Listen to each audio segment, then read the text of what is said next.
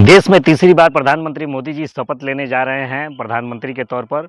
और पंडित नेहरू जी के बाद ये दूसरे प्रधानमंत्री होंगे जो लगातार अपना तीसरा टर्म पूरा कर रहे हैं। तो सबसे पहले तो उनको बधाई और शुभकामनाएं।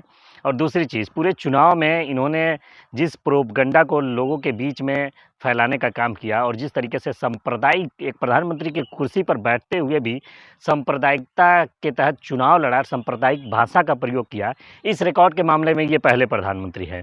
इन्होंने मीट का जिक्र किया, मछली का जिक्र किया, मुसलमान आरक्षण का जिक्र किया। मुसलमान आरक्षण को लेकर के एक बात आपको कहना चाहूँगा कि भारतीय जनता पार्टी को बहुमत नहीं प्राप्त हुआ है, जिसके कारण ये अपने घटक दलों पर इस समय पूरी तरीके से डिपेंड हो चुकी है। और इसमें आप देख रहे होंगे कि जो प्रधानमंत्री कल तक मैं करते थे, आज वही प्रधानमंत्री हम की भाषा का प्रयोग कर रहा है। और कुर्सी जो है, जो कल तक जेपी नड्डा अपने राष्ट्रीय अध्यक्ष या राजनाथ सिंह को भी अपने माले के फ्रेम में आने नहीं देते थे, आज वो चंद्रबाबू नायडू और नीतीश कुमार को बिल्कुल बगल की कुर्सी पर बैठाए हुए नजर आ रहे हैं। तो ये वक्त का पहिया है जो घूम रहा है। लेकिन इसके साथ ही यही भारतीय जनता पार्टी के कार्यकर्ता और इनके जो नेता हैं, वो लगातार समाजवादी पार्टी को नमाजवादी पार्टी कह के पुकारा करते थे।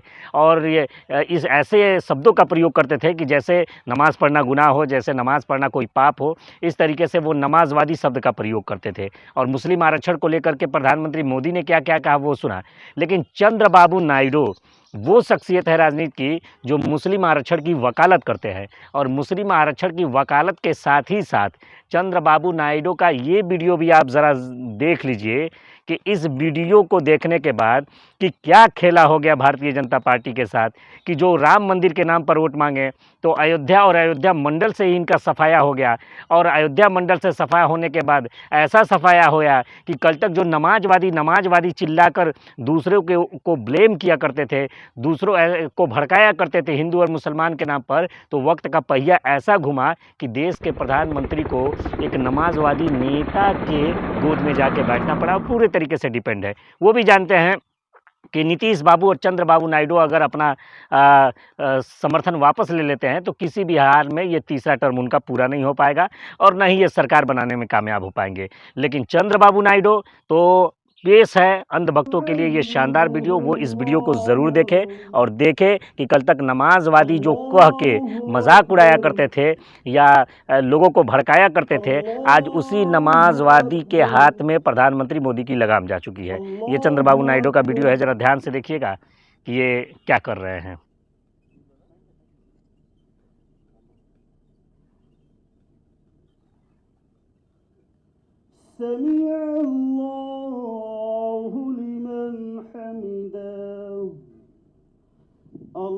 तो ये भारतीय जनता पार्टी की आज हालत हो चुकी है कि जो इनकी कोई अपनी सोच नहीं है, कोई आइडियोलॉजी नहीं है।